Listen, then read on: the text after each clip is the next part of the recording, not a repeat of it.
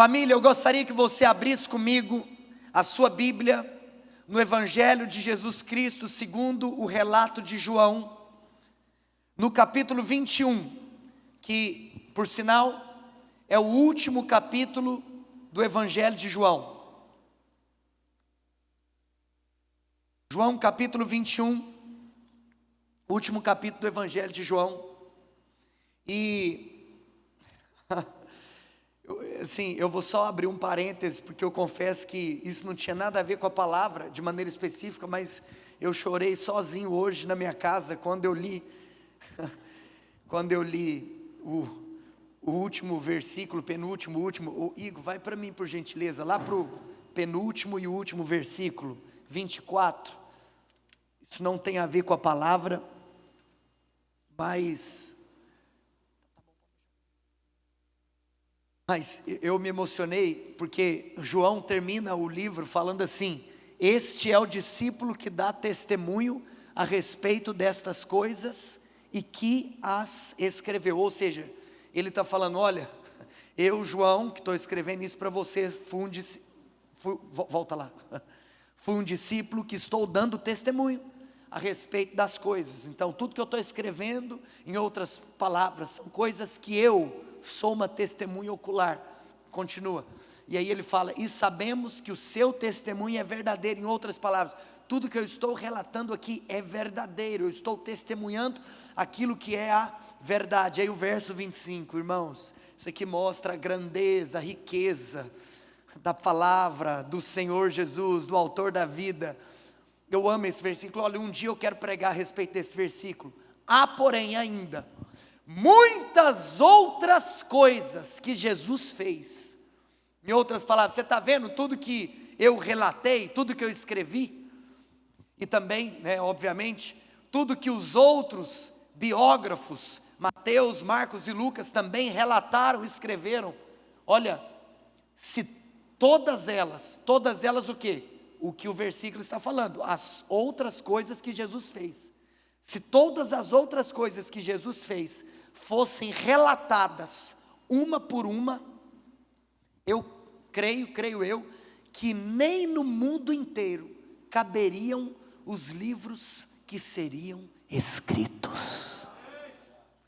Olha, se esses homens que andaram com Jesus, se eles fossem relatar tudo que Jesus fez em 3 anos, e escrevessem tudo em livros, o mundo inteiro não caberia todos esses livros que seriam escritos. E aí sabe o que Jesus falou para mim hoje? Esse Deus tão grande, você tem noção da grandeza desse Deus? Um Deus que faz tantas coisas que nem caberiam em todos os livros da história do mundo. É esse que está aqui hoje falando para você. Eu marquei esse encontro com você. É esse Deus grande que me escolheu. E te escolheu, irmãos, me perdoa, hoje eu estou muito emocionado. Porque quando eu leio o Evangelho de João, eu confesso para você que eu fico com a mesma revelação de João, tanto que eu sou amado. Irmão, Jesus é tudo para nós. Ele é tudo para nós. Vou me conter aqui porque eu preciso pregar, amém? Amém, gente? Quem quer ouvir uma pregação aqui? Quem está afim de ouvir uma pregação aqui, dá um glória a Deus. Então nós estamos juntando aqui a fome com a vontade de comer, porque você está afim de ouvir, eu estou afim de pregar. Isso aí é igual quando eu viro para um vendedor, quando eu estou procurando um negócio para comprar, e aí eu quero iniciar uma negociação, aí eu brinco com ele, eu falo assim: rapaz, você quer vender? Ele fala para mim: claro, eu sou vendedor. Eu falo: eu quero comprar, então esse negócio aqui tem que dar negócio. Porque você quer vender e eu quero comprar, então esse negócio aqui hoje vai dar certo. Você quer ouvir e eu quero pregar, então aperta o cinto, porque nós vamos decolar na revelação da palavra de Deus, amém? Volta para mim para o capítulo 1 desse livro. Agora olha só, se tantas coisas poderiam ser relatadas, acredito eu, que todas aquelas que estão, são situações muito especiais. Porque se João então mesmo afirma que ele nem se escrevesse inúmeros e infinitos livros caberiam no mundo. Eu fico pensando então, por que ele escolheu relatar aquilo que ele relatou? Acredito eu, por ele enxergar uma carga muito especial, poderosa, profética, naquilo que ele decide relatar. E é poderoso você ver então, aquilo que João decide relatar por último. É claro também, nós temos a convicção, de que muita coisa que está escrita aqui, dentro do Evangelho, é porque segue uma ordem cronológica. Então, obviamente também, nos últimos capítulos, você tem de fato os últimos acontecimentos. E no verso 1 então, do capítulo 21, João diz: depois disso, tornou Jesus a manifestar-se aos discípulos, junto do mar de Tiberíades, e foi assim que ele se manifestou. Olha só, o que é que João está falando? Tornou Jesus a manifestar-se aos discípulos. Você sabe da história? Trazendo um contexto bíblico. No capítulo 20 do Evangelho de João, nós temos então a narração a respeito da ressurreição de Jesus. Então Jesus, ele ressurge, ele ressuscita no capítulo 20. E depois que ele ressuscita, o próprio capítulo 20 vai narrar duas aparições de Jesus, do Cristo ressurreto. A primeira aparição é para Maria Madalena, quando ela estava visitando a tumba vazia, o jardim da tumba. Mas você sabe da história que depois também de Jesus ter aparecido para Maria Madalena, Jesus aparece para os demais discípulos em uma casa. Mas o interessante é que se durante os 3 anos de ministério de Jesus, os discípulos estavam com Jesus em todo o tempo, aonde Jesus dormia, eles dormiam, aonde Jesus acordava, eles acordavam, aonde Jesus comia, eles comiam. Os 40 dias, diga comigo, 40 dias, presta atenção, 40 dias foi o número de dias que Jesus permaneceu na terra, depois de ter ressuscitado e antes de ser assunto aos céus, antes de voltar para os céus. Você sabe que a ascensão de Cristo é um episódio narrado e descrito no capítulo 1 do livro de Atos. Atos capítulo 1, nós temos a narração da ascensão de Cristo. Assim como também Mateus capítulo 28, os últimos versículos também, 19, 20 e 21, são versículos que são de maneira temporal semelhantes a Atos capítulo 1. Mas o fato é que depois de Jesus ter ressuscitado, e antes de Jesus ter subido, ele passa mais 40 dias na terra. E nós lemos também, estudamos isso juntos no início da igreja, em Atos capítulo 1, de que durante esses 40 dias, Jesus ainda usa esse tempo para ensinar os discípulos mais a respeito do reino de Deus. Mas o interessante, é por isso que você tem que entender tudo isso, é que durante os 40 dias, como eu estava narrando para você, Jesus apenas aparecia. Ele não estava 24 horas por dia junto com os discípulos, igual antes da sua morte. Então, durante esses 40 dias, ele aparecia, eles então viviam algo com Jesus, e depois ele sumia de novo, aí aparecia de novo, mas o fato é que ele ainda estava na terra. Agora, presta bastante atenção, capítulo 21 vem logo após o capítulo 20, né, óbvio. Então, você percebe que ainda estava muito fresco esse assunto da ressurreição. Talvez os discípulos ainda não tinham completa compreensão, entendimento do que estava acontecendo. Então os discípulos ainda estavam navegando ali entre a fé e o medo. Os discípulos ainda estavam ali navegando, talvez em um campo de incertezas a respeito do seu próprio futuro. E aí, então, irmãos, no capítulo 21, acontece algo triste. A palavra do Senhor diz que estavam juntos Simão Pedro, diga comigo, Simão Pedro. Eu acredito que João deixa para narrar o nome de Pedro em primeiro lugar, porque ele é um personagem especial desse capítulo. Se você ler até o final do capítulo, você vai ver aquele diálogo de Jesus com Pedro. Pedro, tu me amas? Sim, Senhor, tu sabes que eu te amo, então apacenta as minhas ovelhas. João então dá um destaque para Pedro, até porque eu acho que realmente Pedro é o personagem principal dessa história. Mas é interessante que além de Pedro, a palavra do Senhor diz aqui no verso 2, que estava também Tomé, chamado Dídimo, Natanael, que era de Caná da Galileia, os filhos de Zebedeu. Quem são os filhos de Zebedeu? João e Tiago, ou seja, o próprio João que está escrevendo, ele é um dos filhos de Zebedeu, e o outro Tiago, o irmão dele, e mais 2 os seus discípulos. Então olha só, quantas pessoas tinha nesse rolê aqui? Pedro, Tomé, Natanael, os 2 filhos de Zebedeu, e mais outros 2 discípulos, que João não nos contou quem eram esses 2. O fato é então, que dos 12 discípulos de Jesus, 7 discípulos estavam nessa história, como diz outro, a maioria do discipulado. E disse-lhe Simão Pedro: galera, eu vou pescar. Gente, aí nós precisamos de entrar, na história, para perceber o significado dessa palavra, eu vou pescar. Você lembra que quando Jesus vai ao encontro de Pedro, quando Jesus chama Pedro para andar com ele, Pedro tinha um ofício, Pedro tinha uma profissão, Pedro era um pescador. E você lembra que Jesus vai até Pedro e diz: olha Pedro, você é pescador de peixe, mas hoje eu vim aqui te dizer, você agora se tornará pescador de almas. Ou seja, a pescaria na vida de Pedro, ela tem um significado. Qual é o significado da pescaria na vida de Pedro? É aquilo que ele fazia antes de conhecer o Senhor Jesus. Então sabe qual é a tristeza desse capítulo? Em outras palavras, Pedro está falando: gente, nosso mestre morreu, a gente não sabe o que vai ser de nós agora, então quer saber de uma coisa?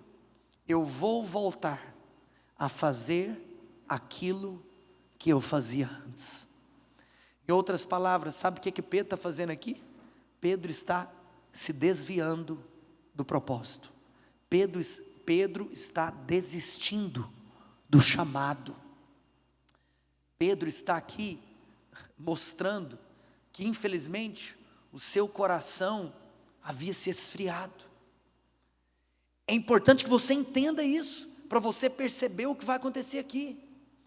Mas sabe qual que é a tristeza? É que aí é o seguinte, meu querido, muitas vezes quando você tem uma pessoa desanimada, essa pessoa desanimada, infelizmente, ela sempre acaba contagiando outras pessoas. Já viu aquele negócio? O desanimado, ele sempre vai procurar outro desanimado para conversar. Você nunca vê um desanimado procurando alguém que está em chamas. Na hora, sabe aquele negócio? O irmão que falta o culto, ele sempre procura o outro que também falta para conversar. É aquele que já está querendo desistir, ele procura o outro que está querendo desistir também. Então, infelizmente, as pessoas desanimadas, elas acabam influenciando outras pessoas a se desanimarem também. E aqui, irmãos, infelizmente nós vemos algo trágico. Mais da metade do discipulado desanimou. Porque quando Pedro falou: eu vou pescar, como diz o outro, os outros viraram e falaram assim: nós também vamos com você. Oh meu Deus, um dos discípulos poderiam ter falado: Pedro, que pescar o quê, rapaz? Você lembra aquele dia que ele apareceu para você e mudou sua sorte? Você lembra aquele dia que ele entrou na sua vida, nas nossas vidas, e mudou as nossas vidas completamente? Mas não, eles caíram no desânimo. Sabe por que é importante nós ouvirmos essa palavra? Porque nós precisamos ser humildes. E aí uma coisa que eu estava meditando hoje, e eu fiz uma oração sincera, eu falei: Senhor, guarda o meu coração, Senhor, guarda, sabe por quê? Se esses caras que viram Lázaro ressuscitar, se esses caras que viram, Pedro, Tiago, João, porque os 3 estavam, entre esses 7, se esses caras que subiram o Monte Tabor e viram o rosto de Jesus se transfigurando, cara, se esses caras desanimaram, eu preciso de vigiar. Se esses caras desanimaram, eu preciso de guardar meu coração. Se esses caras desanimaram, eu preciso de todo dia falar: Senhor, tem misericórdia de mim, me guarda, porque eu quero perseverar. Senhor, levante uma geração humilde nessa noite. Mas não é porque eles se desanimaram que nós vamos nos desanimar, porque eu acredito que histórias estão relatadas na palavra de Deus, para que nós tenhamos um ânimo, de que nós, se errarmos, vejamos que o Senhor Jesus estendeu sua mão para aqueles que erraram também, porque a graça de Deus é mostrada aqui nesse capítulo. Mas também, se nós não erramos, que tenhamos então o exemplo desses homens, para não cairmos nos mesmos erros. Diga amém por isso. Quantos estão comigo hoje? Amados, e aí então a história continua. Todos foram pescar e saíram, entraram no barco e naquela noite nada apanharam. Diga comigo, nada apanharam. Mas ao clarear da madrugada estava Jesus na praia. Oh, racatanamara. Jesus. Todavia os discípulos não reconheceram que era ele. Porque sempre quando você está desviado, às vezes o Senhor pode se manifestar do seu lado e nem assim você vê o que está acontecendo. Porque um dos sinais daquelas pessoas que estão desanimadas é que elas perdem a intimidade com Jesus. Não reconheceram e perguntou-lhes Jesus: filhos, tendes aí alguma coisa de comer? Responderam-lhe não. Então lhes disse: lançai a rede à direita do barco e achareis. E assim fizeram e já não podiam puxar a rede, de tão grande que era a quantidade de peixes. E aquele discípulo a quem Jesus amava, disse a Pedro, João falando para Pedro: é o Senhor. Simão Pedro, ouvindo que era o Senhor, cingiu-se com a sua veste, porque havia se despido, lançou-se ao mar. Mas os outros discípulos vieram no barquinho, puxando a rede com os peixes, porque não estavam distantes da terra, senão quase 200 côvados. E ao saltarem em terra, viram ali umas brasas. Diga toda a igreja comigo, fala brasas. Em cima, peixes, diga toda a igreja, peixes. E havia também pão, diga comigo pão. Glória a Deus. Gente, olha aqui para mim. É interessante porque esse capítulo narra a respeito de um milagre que o Senhor Jesus operou naquela praia. O milagre de que aqueles irmãos estavam pescando a noite inteira, mas nada haviam pegado. Você se lembra que teve uma outra vez que Jesus operou esse mesmo milagre? Quem lembra disso? Se você estudar os 4 evangelhos, você vai perceber que por 2 vezes Jesus fez esse milagre. Nesse episódio relatado por João e também no episódio conhecido como a pesca maravilhosa, narrada por Lucas. Então em Lucas nós temos a pesca maravilhosa e em João nós temos aqui a narração da pesca milagrosa. Diga comigo, pesca maravilhosa e fala pesca milagrosa. Então olha só, para você aprender a título de ensino, são 2 eventos distintos. A pesca maravilhosa foi relatada por Lucas, a pesca milagrosa foi relatada por João. É interessante porque na pesca maravilhosa de Lucas, Jesus estava dentro do barco de Pedro, mas aqui na pesca milagrosa de João, Jesus não estava dentro do barco, estava na praia. Na pesca maravilhosa de Lucas, Jesus faz o milagre no início do seu ministério. Aqui a pesca milagrosa de João, o milagre de Jesus é feito no final do seu ministério. Na primeira pesca, a maravilhosa, as redes se romperam. Nessa história as redes não se romperam. Estou falando isso para mostrar para você que são 2 eventos distintos. Agora, o fato é que, como eu estava compartilhando com os irmãos, tudo isso estava acontecendo fruto do desânimo espiritual que aqueles discípulos estavam passando. E aí, irmãos, olha, eu acredito que existem algumas aplicações que o Espírito Santo, de maneira individual, fará no coração de cada uma das pessoas que estão aqui me ouvindo. Existem coisas individuais que serão geradas no seu coração aqui nessa noite.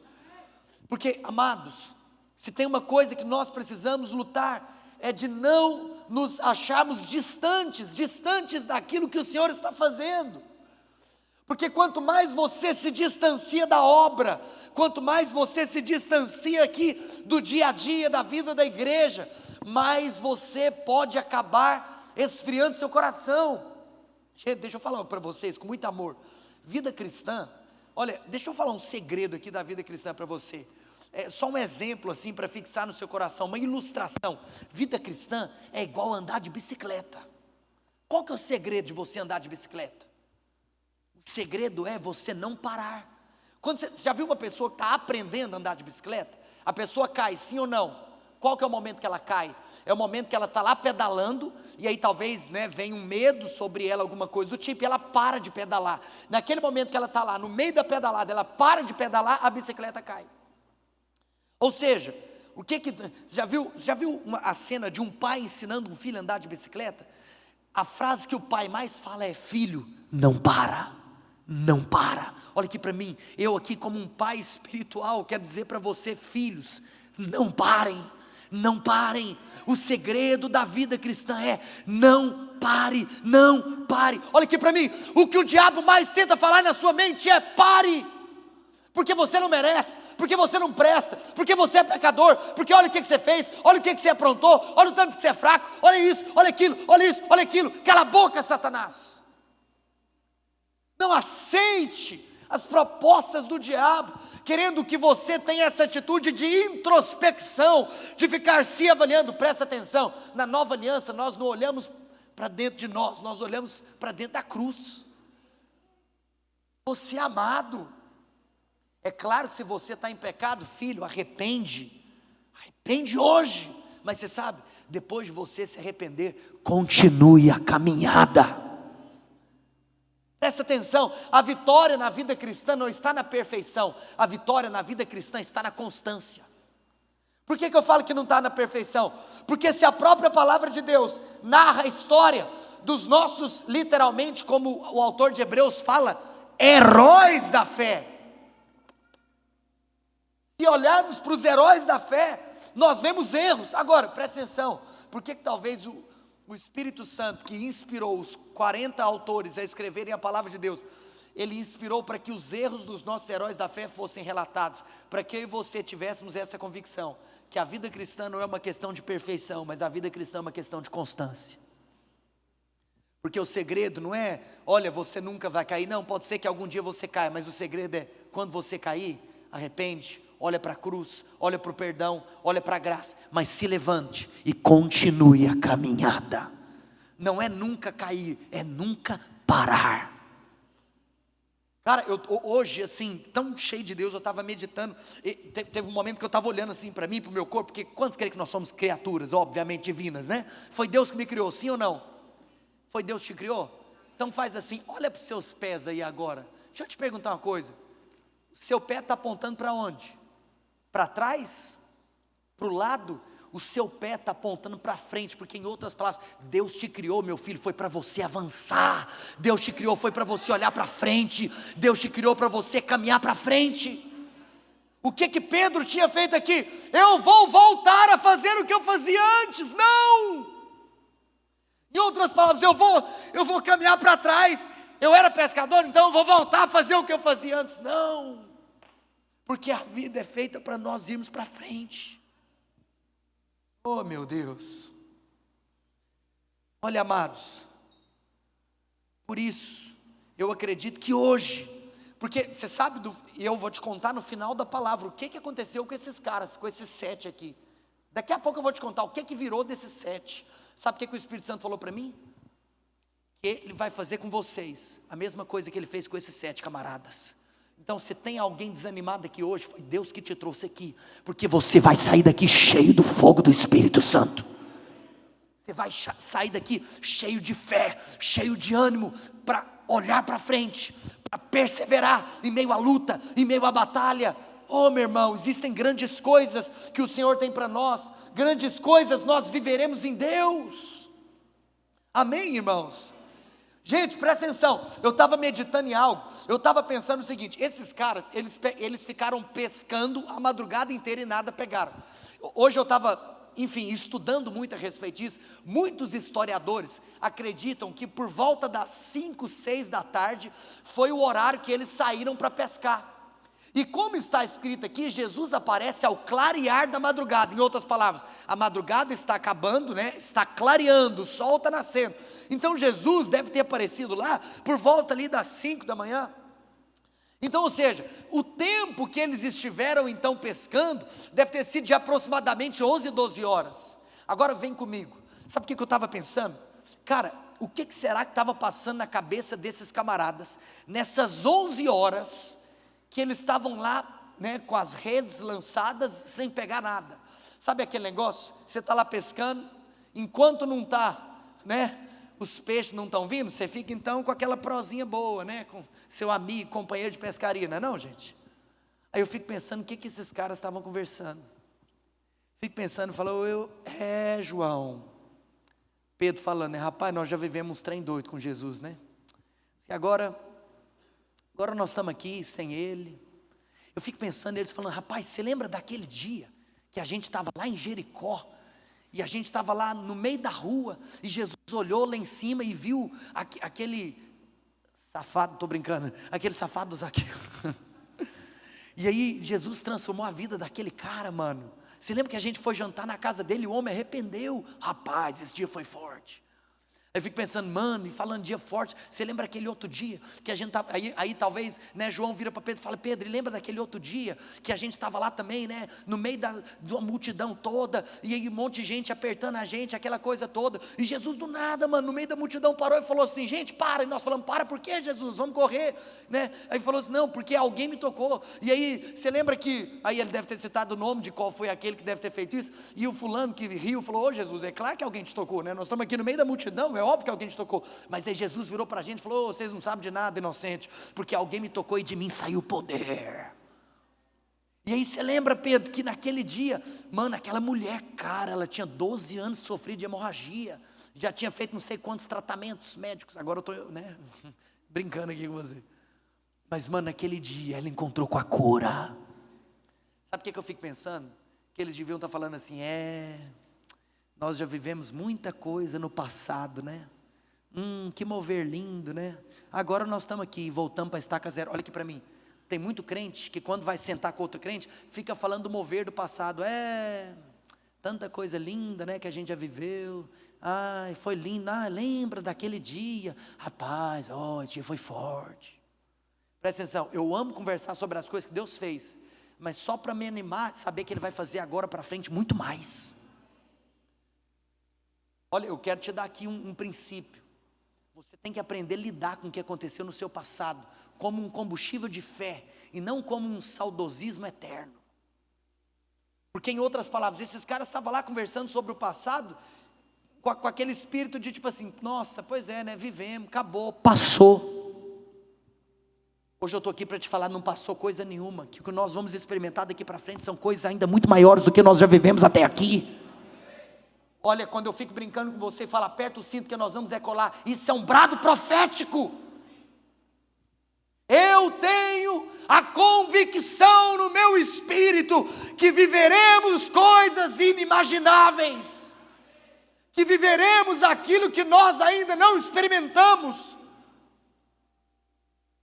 Que essa possa ser uma noite, que assim como esses discípulos, que você possa vencer o desânimo.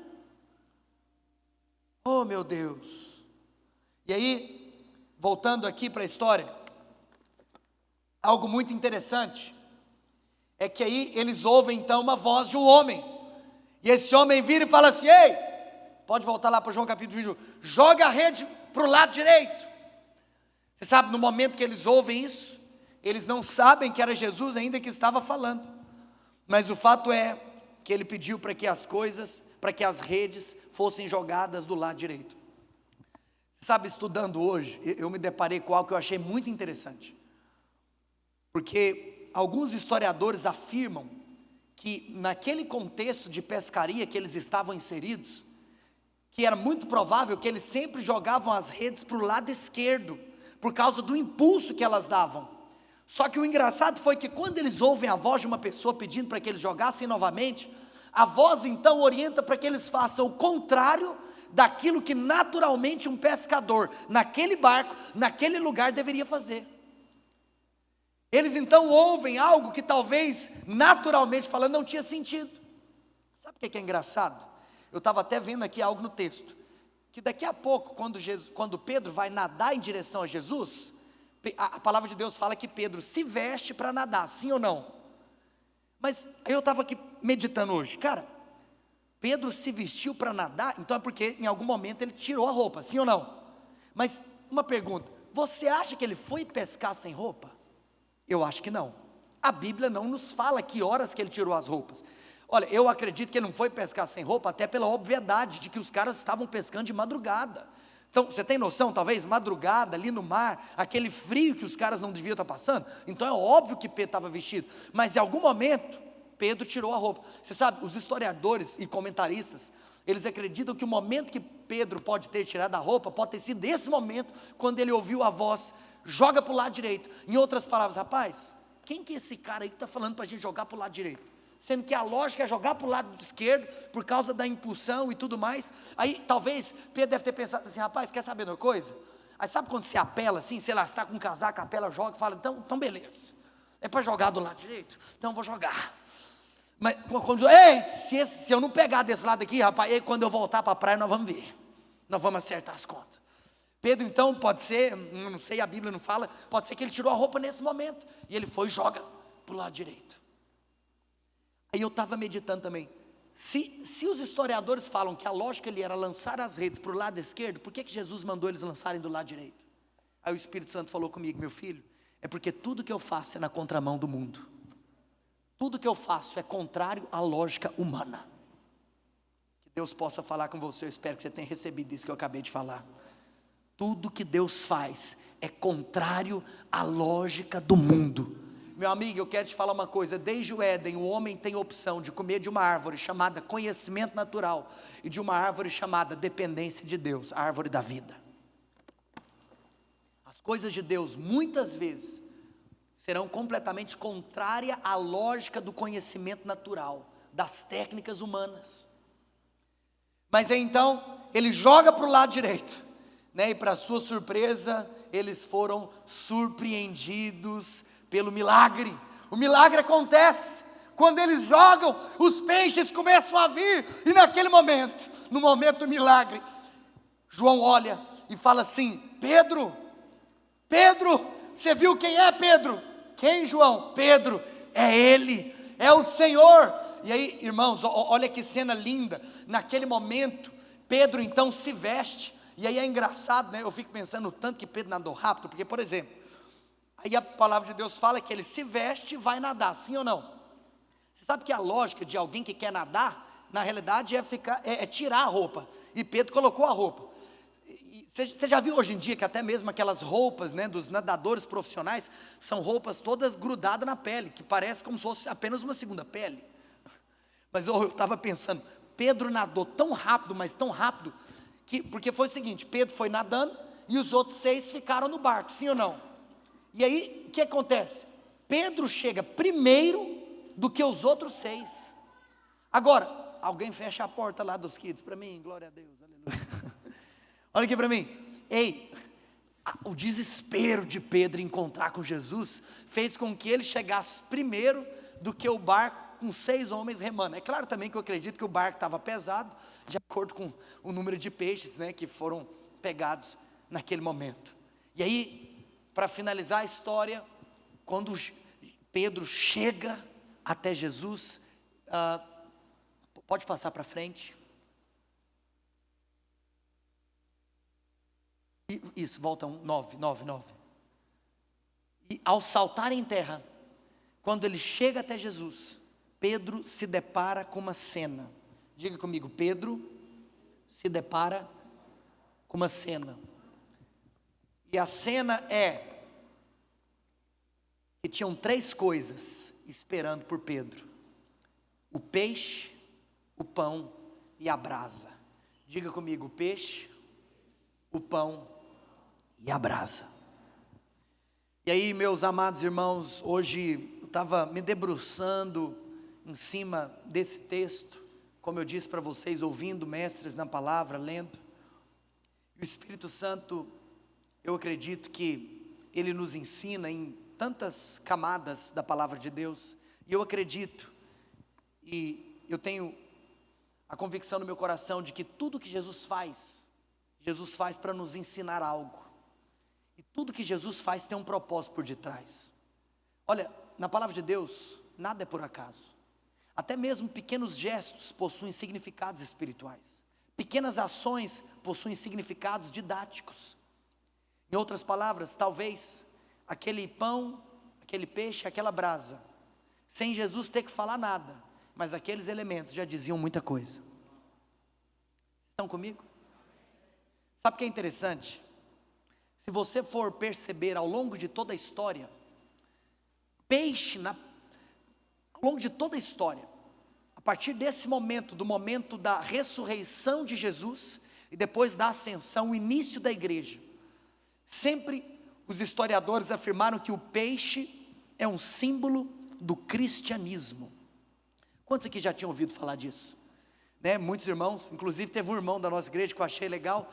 Teve um dia, quando estávamos ainda reunidos no Aldeias Eventos, eu ministrei uma palavra intitulada, que inclusive está no YouTube, no nosso canal da igreja, uma palavra chamada Eu Não Me Envergonho do Evangelho. Quem lembra dessa palavra aqui? E aí nesse dia foi engraçado que um dos irmãos, o Paulo, ele me procurou depois e falou: pastor, eu fiquei tão impactado com essa mensagem, eu não me envergonho do Evangelho. Aí ele me procurou, até porque ele, né, tem uma empresa disso, e aí ele fez uns adesivos, uns peixes assim de colar em lugares. Ele falou: pastor, você sabe, né, o peixe é o símbolo do cristianismo, e eu resolvi fabricar aqui esses peixinhos, porque eu vou colar em tudo quanto é lugar, porque eu não me envergonho do Evangelho. E é isso, o peixe é um símbolo do cristianismo, e até mesmo, para que você saiba, um dos motivos que o peixe é um símbolo do cristianismo, porque a palavra peixe no grego antigo se chama iktis.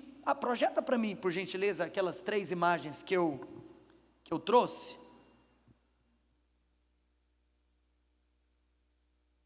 Olha aqui para mim. A palavra iktis, você pode ficar mudando entre as 3, tá? Se for possível. Depois volta para essa. A palavra iktis, então, no grego, ela é como se fosse um acróstico. Os irmãos sabem o que é acróstico? Então, cada letra, na realidade, é uma palavra. E então, a palavra peixe, que é iktis, formando esse acróstico, cada letra fica Jesus, Christos, Theos, Uions e Soter. Volta para mim, lá para isso. Jesus, Christos, Theos, Uions e Soter. E o que isso significa? Jesus, Cristo, Filho do Deus Salvador. Então, por conta do acróstico que os primeiros cristãos fizeram da palavra peixe, o peixe acabou se tornando um símbolo do cristianismo. E irmãos, deixa eu contar algo para vocês, só a título de contextualização. Você não tem noção o que os nossos irmãos em Cristo passaram no primeiro século. Esses irmãos mesmo, porque literalmente os discípulos de Jesus, eles fundaram a igreja primitiva, sim ou não? E depois a igreja teve a sua continuidade. Os próprios irmãos que estavam aqui no barco nesse dia, Pedro, Tiago, João e os irmãos, eles sofreram, irmãos, grande perseguição durante o primeiro século. Você lembra das histórias que em Roma existia aquele imperador, literalmente quase que uma personificação de um demônio chamado Nero. Quantos se lembram das histórias daquilo que Nero fazia com os cristãos? Inclusive Pedro mesmo depois, enfim, no ano 70 depois de Cristo, Pedro morre crucificado de cabeça para baixo por ordem de Nero, perseguição de Nero. Irmãos, Nero era tão maldoso. Vou te contar só uma para você ter noção do que Nero fazia com os cristãos. Teve um dia que ele estava lá no jardim do palácio dele, e ele mandou então que pendurassem cristãos em árvores ali do jardim do seu palácio, né? Mandou pendurar cristãos. E aí quando chegou a noite, sabe o que ele mandou fazer? Ele mandou tacar fogo nos cristãos, para que o jardim fosse iluminado através do fogo que estava queimando sobre os cristãos pendurados nas árvores. Você tem noção do que esse cara fez? Você sabe que a história conta que nesse dia, olhando aqueles cristãos pegando fogo nas árvores do seu jardim, Nero, ele tocava a harpa como se nada tivesse acontecendo, e ele falava: eu nunca vi uma cena tão bela. Irmãos, nós não temos dimensão do tamanho da perseguição que a igreja primitiva sofreu através desse camarada e de, obviamente, toda a opressão satânica por intermédio de homens como ele. E é até interessante, vou contar algo para vocês, que eu me lembro, foi uma experiência muito marcante. Em 2016 eu visitei a cidade de Roma, e eu tive a oportunidade de visitar aquelas catacumbas. Quantos já ouviram falar das catacumbas de Roma? Irmãos, eu fui nesses lugares. Cara, as catacumbas são como se fossem túneis subterrâneos, onde muitos irmãos cristãos, eles decidiram então morar em comunidades debaixo da terra, porque, em outras palavras, a matança aos cristãos era tão grande, que olha, existem até escritos em catacumbas, e essas inscrições nos mostram que talvez existiram irmãos que nós temos na fé, que entraram nessas catacumbas e ficaram lá até o seu último dia de vida, nunca mais saíram debaixo daquele túnel subterrâneo. Existiam catacumbas tão grandes, eu estava pesquisando, teve uma catacumba tão grande que ela chegou a ter 15 metros de profundidade e até 25 quilômetros de extensão. Era um verdadeiro labirinto. E por que os cristãos moravam em comunidade? Para fugir da perseguição. E o que o peixe tem a ver com isso? Porque, deixa eu te contar, às vezes, um desses irmãos acabava, opa, Jesus poderoso, as madeiras aqui do palco, elas ficam soltando e o palco fica bambeando. Você sabe, o que acontecia então?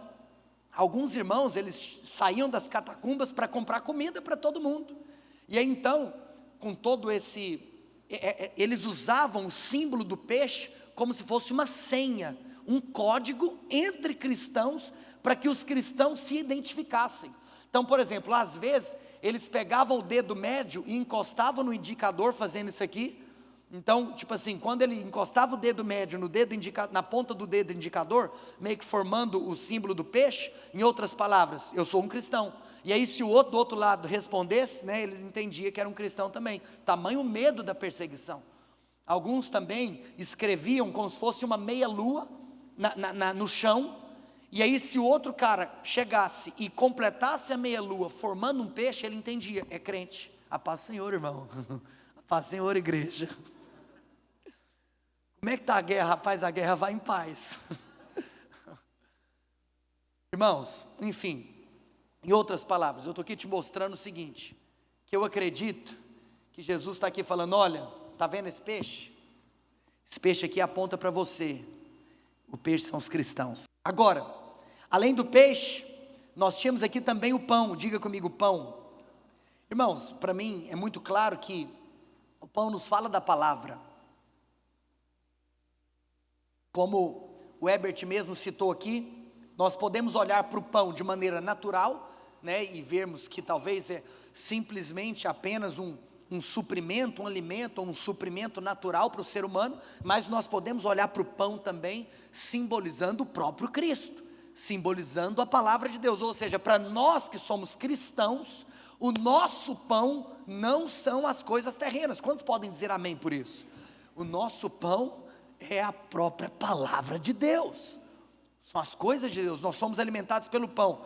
Eu me lembro, você sabe, é interessante, né? Jesus falou isso, projeta para mim Deuteronômio 8:3, quando Jesus foi ser tentado pelo diabo, você lembra qual foi a primeira coisa que Jesus falou para o diabo, né?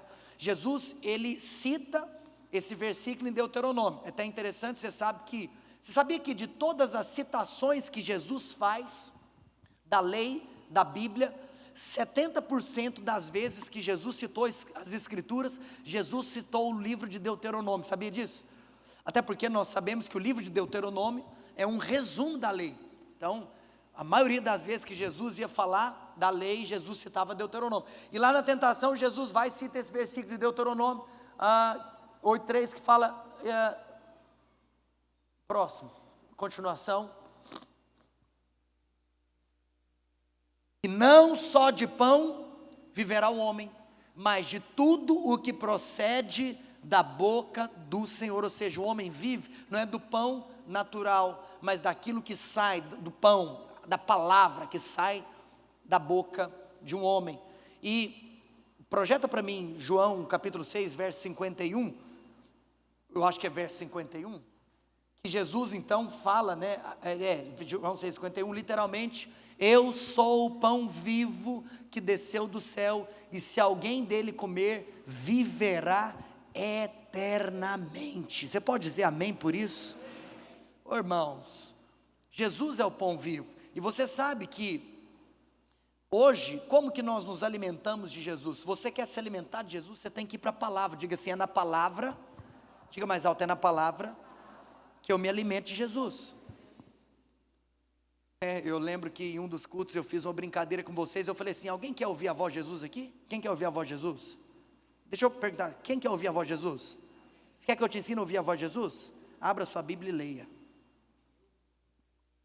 Você quer ouvir a voz de Jesus de maneira audível? Não, pastor, eu quero ouvir a voz de Jesus, então é de maneira audível. Então faz assim, lê a Bíblia em voz alta.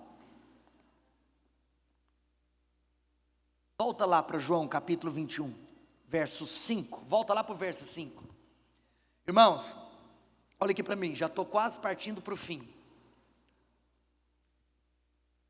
Sabe, eu estava meditando em algo. Aqui no verso 5 diz assim: perguntou-lhes Jesus: filhos, tendes aí alguma coisa de comer? Responderam-lhe: não.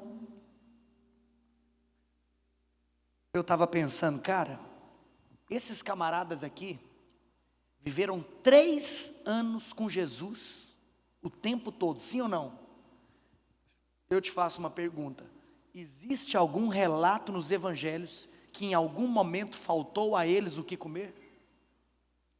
Existe algum relato nos evangelhos que em algum momento faltou alguma coisa, faltou algum suprimento?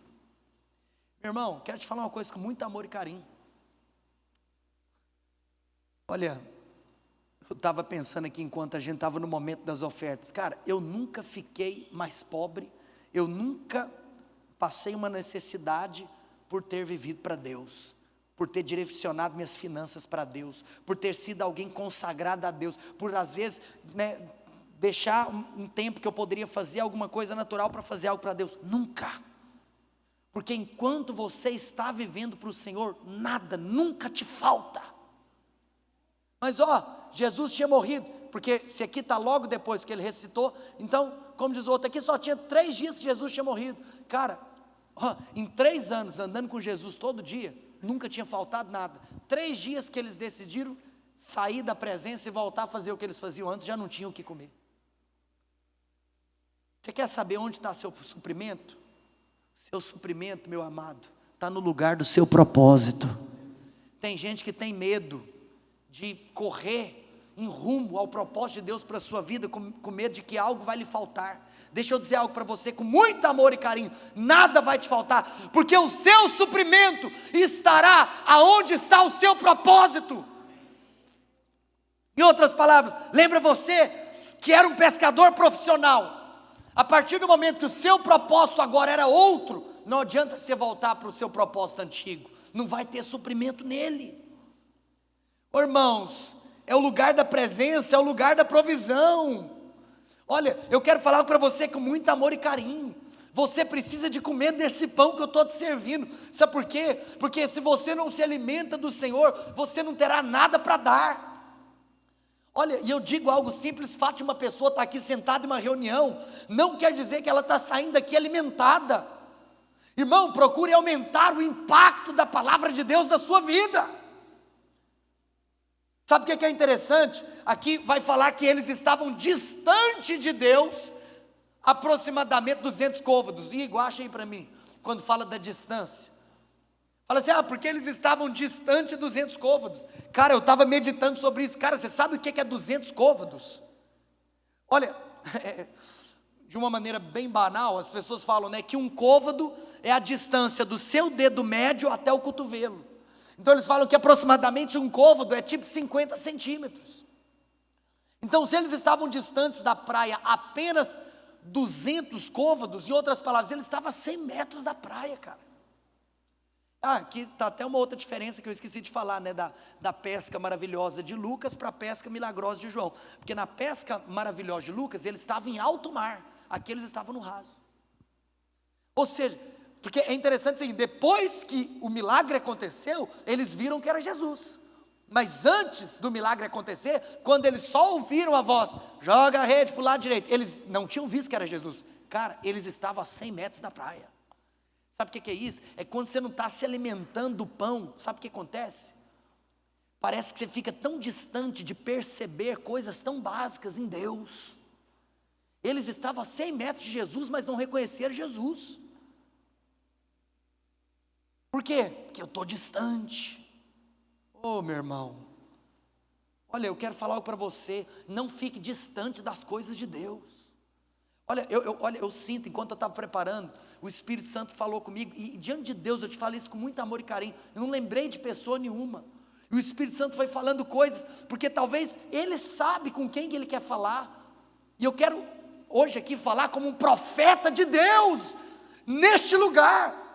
Meu irmão, a distância que você tem das coisas de Deus, da obra, pode ofuscar a visão que você tem de Deus. Tem gente que, sabe aquela, quando a gente fala de distância, irmãos, é muito nítido aqui quando a gente, olha, o que nós estamos fazendo aqui junto como igreja, como família Emaús? Nós estamos vivendo para Deus junto. E eu quero falar algo para você, não importa a estruturação, o que a gente já tem como igreja, o que não tem, mas uma coisa eu te falo, é sempre visível as pessoas que querem estar perto e aquelas que às vezes ficam mais distantes. Meu irmão, toma cuidado com a distância. É aquele negócio, sabe, tem aquele desejo de estar perto, porque a distância pode ofuscar você de viver coisas preciosas e poderosas em Deus. Irmãos, eu estava lembrando, cara, é muito triste. Um grande autor, ele fala a respeito da biografia de Judas. E sabe o que ele fala? Cara, Judas, ele andou com a porta, mas ele não entrou por ela. Judas, ele conheceu o caminho, mas andou por atalhos. Judas, ele conviveu com o Senhor, que é o pastor, mas não quis ser uma ovelha dele. Judas, ele viu a luz, mas viveu nas trevas. Judas seguiu a verdade, vivendo a mentira. Judas andou com a vida, mas escolheu a morte. Ele conheceu o dono do céu, mas preferiu ir para o inferno. Eu acredito na eleição. Eu estou querendo dizer no lado da responsabilidade humana, né? Como diz um grande pregador calvinista, Augusto Nicodemos, quando você for pregar, você tem que pregar como se fosse um arminiano. Olha, irmão, o fato é, Judas estava lá do lado, mas ele estava distante no coração. Judas conviveu, mas não se converteu. Quero te falar uma coisa, se você sair daqui e ir para dentro de uma garagem, isso não faz de você um carro. Se você sair daqui e ir para dentro do McDonald's, isso não faz de você um hambúrguer. Sabe por que eu estou brincando, falando isso para você? Com muito amor e carinho, porque só frequentar uma igreja não faz de você um cristão.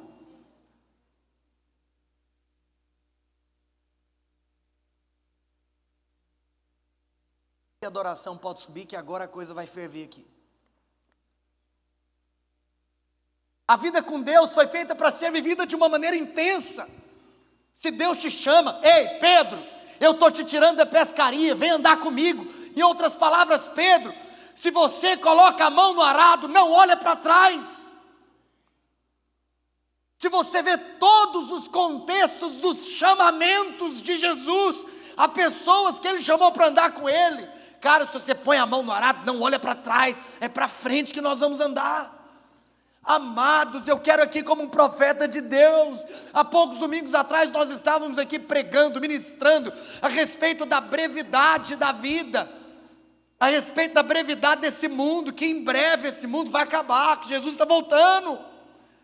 Mas tem gente que fala assim, pastor, mas eu estou preparando meu casamento, aí quando eu casar, depois que eu casar eu me envolvo. Aí outra fala, mas agora eu sou recém-casado, eu tenho que cuidar aqui das coisas da minha casa, depois eu envolvo. Aí outra fala, olha, mas agora eu estou grávida, então eu tenho que esperar o menino nascer para depois eu me envolver. Aí depois a outra mãe novinha, pai novinho, fala, pois é, meu filho é muito novo, eu tenho que esperar ele crescer para eu servir a Deus. Mas depois o menino cresce, e agora o menino está na escola, fala, mas agora eu tenho que ajudar ele na escola, depois eu vou servir a Deus. Se você parar para pensar, tem sempre uma desculpa. Não, mas agora eu estou na faculdade, assim que eu formar eu vou liderar. Não, mas agora é o seguinte, rapaz, eu acabei de formar, eu acabei de entrar aqui numa empresa, deixa eu criar experiência aqui primeiro, né?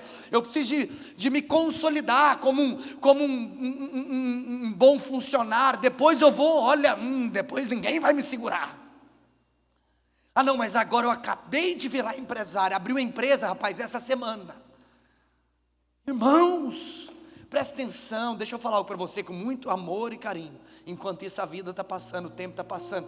Mas você sabe qual que é o segredo? Presta atenção, todas essas coisas, amados, amada igreja, não há nada de errado em você fazer nenhuma dessas coisas. Mas sabe qual que é o segredo? É o seguinte, você está criando seu filho, então vai criando seu filho servindo a Jesus. Você está na faculdade, faz sua faculdade servindo a Jesus. Você está preparando seu casamento, então prepara o seu casamento servindo Jesus.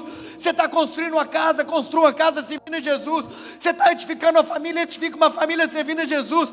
Você não precisa deixar de fazer nada para servir Jesus, basta você colocar Jesus em tudo na sua vida.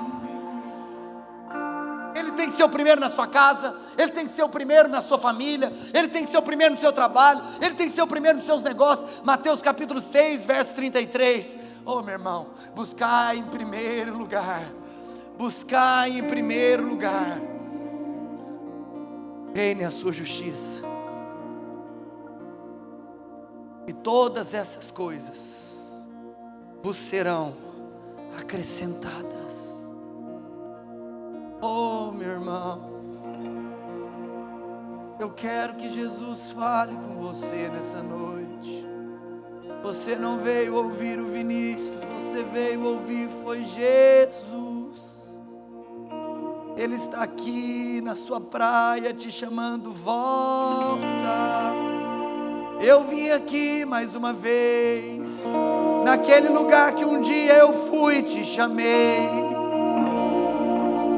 mas você se perdeu nos seus caminhos. Mas a minha graça te basta, eu estou aqui de novo na praia. Volta, filho. Volta, volta, volta, volta, volta, volta.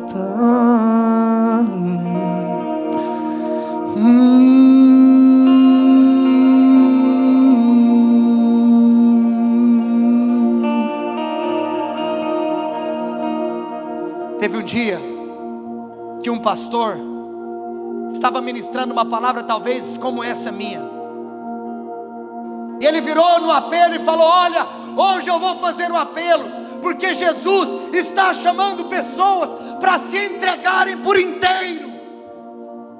Mas a história conta que lá no fundo do prédio existia um cadeirante. Esse cadeirante tinha suas pernas amputadas, e ele não tinha perna, então ele só tinha metade do corpo.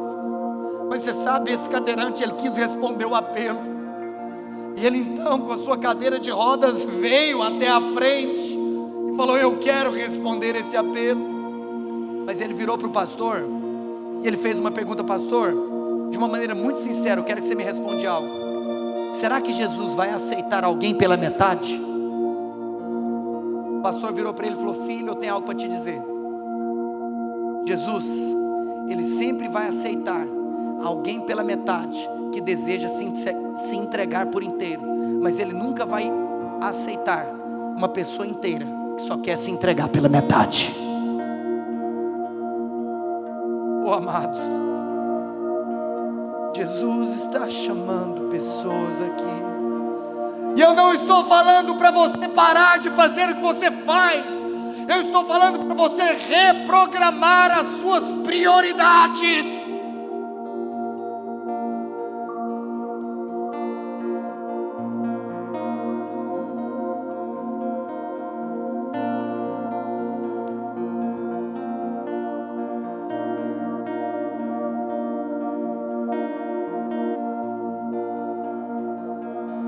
Jesus nos chama para consagração. Olha aqui para mim, eu digo para você com muito amor e carinho: não importa como você está, foi Ele que te trouxe aqui hoje. Ele quer recomeçar com você, cara. Ele quer recomeçar com você. Ele está aqui na sua praia de novo. Você voltou a pescar, mas sabe por que você está aqui? Porque você é dele. Você é dele. Eu sou do meu amado e Ele é meu. Eu sou do meu amado e Ele é meu.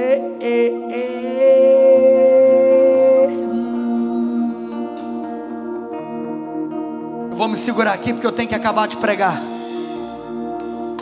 Vou encerrar a palavra, porque eu falei do peixe, eu falei do pão. Mas olha, meu amado, você sabe, eu vou fazer 2 apelos nessa noite. Vou fazer o seguinte, vou fazer o primeiro apelo agora. Nós vamos cantar uma música, mas não acabou o culto e ainda tem pregação. Mas hoje é uma noite especial. Hoje é uma noite especial. Hoje é uma noite especial, porque Ele está aqui comigo e com você. Amados, o primeiro apelo nessa noite é para você que quer se entregar por inteiro. É para você que pode testemunhar. É você e Deus. Não precisa você falar para mim, fala: pastor, isso é para mim. Cara, eu não estou falando para você não fazer o que você faz, mas eu estou falando para você fazer o que Deus te manda fazer. Você tem uma empresa, que você tenha essa empresa para a glória de Deus. Você se casou e tem filhos, que você tenha a sua família para a glória de Deus. Que nada seja uma desculpa para você estar perto. Deus não te chama para você ficar distante da obra. Vem para perto. Vem para perto. Olha aqui para mim. Algumas pessoas talvez se afastaram, porque como Pedro, achando que acabou, passou. Lembra que eu falei para você sobre aquela conversa deles, talvez dentro do barco, enquanto o tempo passava, eles não pegavam, ficavam lembrando das coisas do passado. Ei, olha para frente. Feche seus olhos. Você sabe, algumas pessoas vão chorar aqui agora, mas não é de uma mera emoção, é porque Jesus me falou: nessa noite eu tenho um encontro marcado com vidas neste lugar. Existem pessoas que estão nos visitando. Foi Jesus que te trouxe aqui. Você não veio ver como era essa igreja. Você não veio ver como era esse pastor. Você não veio ver como era o nosso culto. Você veio aqui para Ele.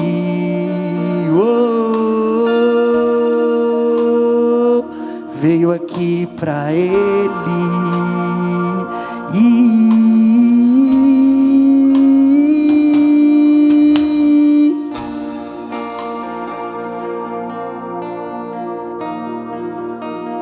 Enquanto nós vamos ministrar essa música, Jesus está aqui na praia de algumas pessoas, chamando algumas pessoas de volta. Vou falar o que todos já conseguiam ver. Não tenha medo de se expressar para Ele. Eu demorei para perceber. Eu estava longe, você estava perto. Eu te rejeitei, em troca recebi afeto.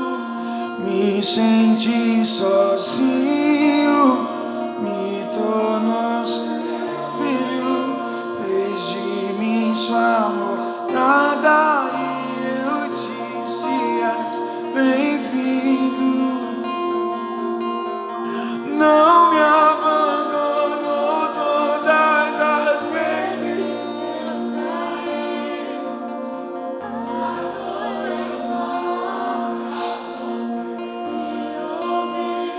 E ficar feliz.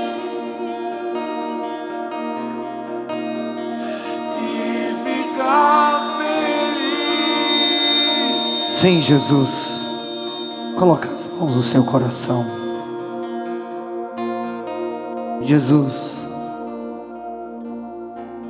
existem algumas pessoas aqui que estavam pescando. Fala com elas agora, Jesus. Fala com elas, Jesus. Jesus está falando com algumas pessoas aqui agora.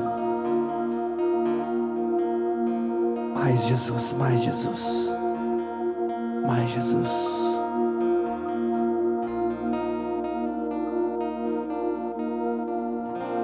Oh Jesus, oh Jesus,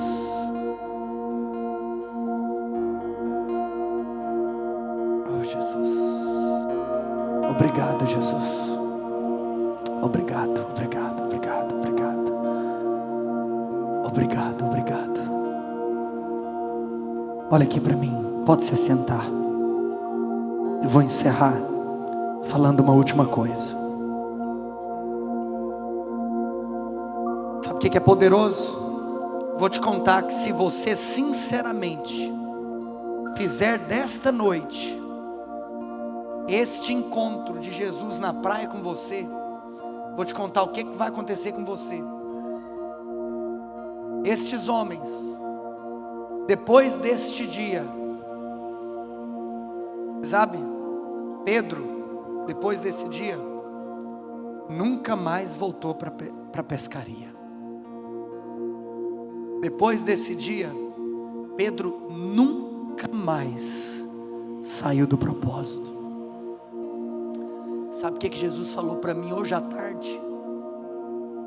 Tem pessoas que estão aqui, que você até mesmo já ficou na sua vida em um vem e vai.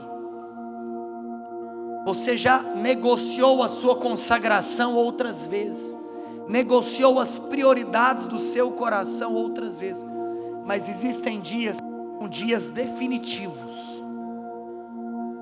E o que ele ia fazer aqui hoje à noite é o que ele fez com Pedro e com esses camaradas. É um dia definitivo. Sabe, eu não tenho medo de me desviar. Eu vigio meu coração, eu guardo meu coração. Nós temos que vigiar e guardar, mas nós não podemos ter medo, porque existem dias que definem a nossa vida. Que hoje possa ser um dia que tenha definido a sua.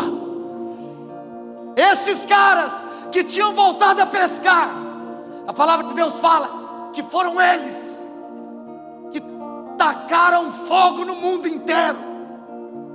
Esses caras aqui eram conhecidos como os transtornadores do mundo. Onde eles chegavam, você sabe, enquanto Nero estava matando os cristãos, vou te contar uma coisa: para cada gota de sangue de um cristão que era derramado nas ruas, em público, nas arenas, cada gota de sangue que era derramada na arena, era mais um crente nascendo de novo da arquibancada. Porque nada pode parar o poder do Evangelho de Deus.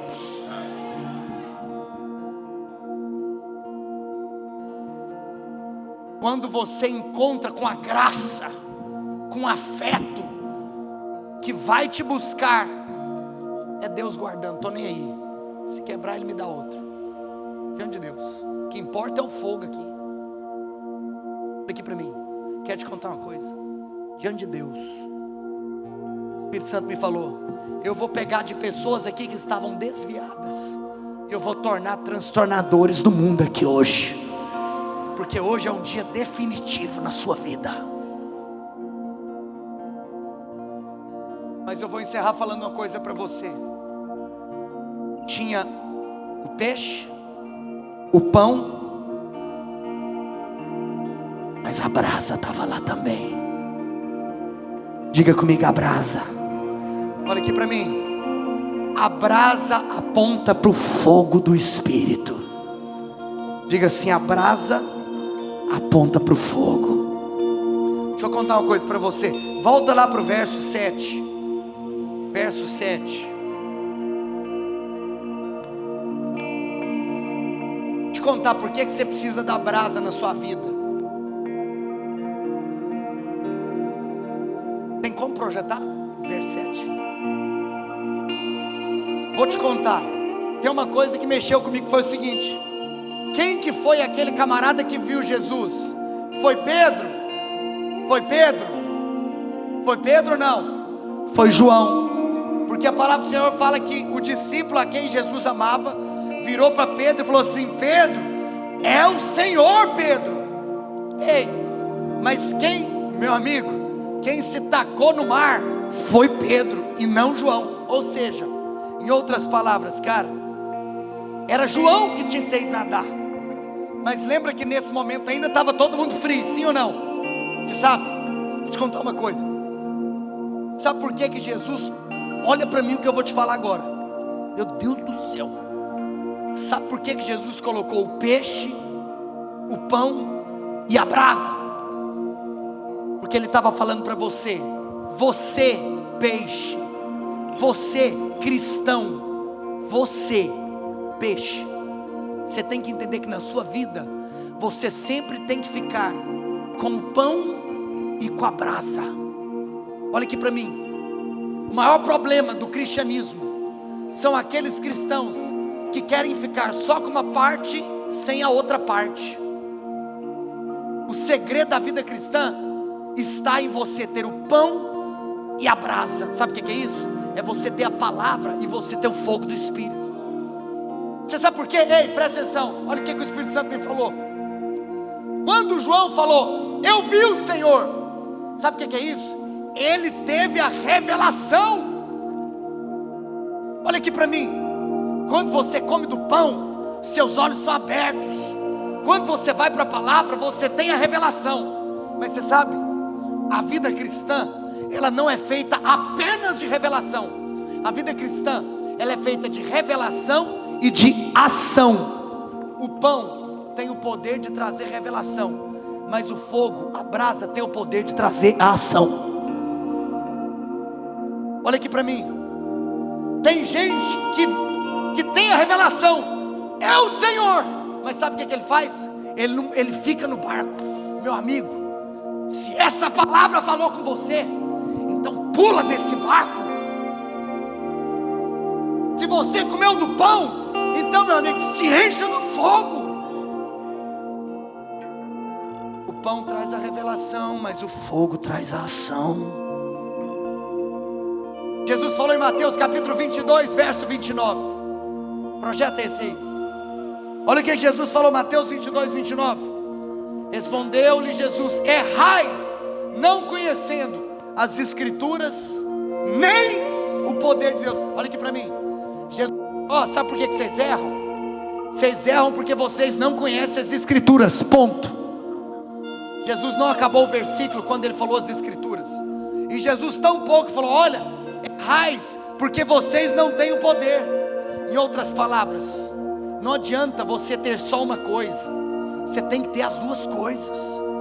Você tem que ter a Escritura, o pão, a revelação, mas você tem que ter a brasa, você tem que ter o fogo, você tem que ter o poder. Se você não tem um desses dois, está errado. Não é uma questão de você toda hora ter a revelação. Tem gente que fica caçando revelação. É piolho de pregação, piolho de conferência. Você ouve muita pregação, mas você tem pouca ação. Outro, talvez, pode ser aquela pessoa que só quer rodopiar, mas não quer estudar, não quer crescer em revelação. Ei, peixe, pão e a brasa, pão e a brasa, palavra e o fogo, palavra e o poder, palavra e o Espírito.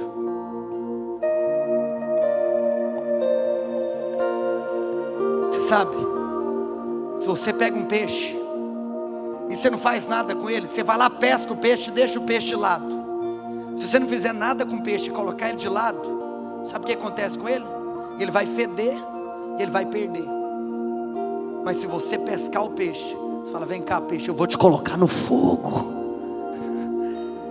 Vou colocar você no fogo, em outras palavras. Aí o peixe passa a ter sentido. Se você põe o pão ainda, vira um Macfish. Vou contar uma última coisa. Vamos acabar o culto, amém? Profetizo, nós vamos viver cultos aqui inacabados. Mas eu vou falar a última coisa. Segura. Teve um dia que um pastor, ele teve uma ideia. Ele falou: rapaz, eu vou bater aqui na porta desse vizinho e vou convidar ele um dia para ir aqui no nosso culto. Aquele vizinho não era o vizinho da casa onde o pastor morava, era o vizinho do prédio da igreja. É como se nós batêssemos aqui do lado de quem mora aqui nessa rua. O cara era vizinho da igreja, do prédio da igreja. Ele foi lá e falou: rapaz, né, aqui do seu lado tem uma igreja, tem um culto e tal, vem nos visitar, etc. Aí o cara não foi. Aí o pastor falou: rapaz, quer saber de uma coisa? Eu vou continuar convidando esse camarada. E o cara não foi de novo no segundo convite, não foi no terceiro, mas o pastor não parou de insistir. Resumindo a história, era um pastor que toda hora tentava convidar o vizinho do prédio da igreja para ir no culto, mas o cara nunca foi. O tempo passou, teve um dia, sabe o que aconteceu? O pastor estava lá na casa dele, e ele recebe a ligação de um discípulo: pastor, corre no prédio da igreja. E o pastor perguntou: o que está acontecendo? Ele falou: rapaz, a igreja está pegando fogo, a igreja está em chamas, literalmente um incêndio. O pastor, desesperado, correu para o prédio da igreja. Não era dia de culto, não era dia de nada. E quando ele chegou lá, cara, a igreja pegando fogo, aquela situação horrível. Enquanto os bombeiros não chegavam, os vizinhos se reuniram na porta. Eles pegavam baldes de água e ficavam jogando a água. E eles meio que até fizeram uma fila indiana, assim, de, né, pegando, jogou na água, e sai o outro, pega mais água, vem o próximo, aquela coisa. Quando o pastor chegou, sabe quem que era o primeiro cara da fila com balde para jogar água? O vizinho, que o pastor já tinha chamado ele para ir no culto um monte de vezes, e ele nunca tinha ido. Depois, né, os bombeiros chegaram, acabaram com todas as chamas, o incêndio terminou e tudo mais. Aí o pastor foi agradecer cada um dos vizinhos por esse ato gentil, e enfim. Quando ele chegou nele, esse vizinho falou: rapaz, obrigado, você me constrangeu muito hoje. Eu até fiquei surpreso, porque quando eu cheguei você era o primeiro. Falou: mas deixa eu te fazer uma pergunta. Eu te convidei tantas vezes para você vir aqui no culto, no prédio, você nunca veio. Nunca veio quando eu te chamei. Por que você veio hoje? Ele virou para o pastor e falou: pastor, sabe por que eu vim hoje? Porque foi a primeira vez que essa igreja pegou fogo.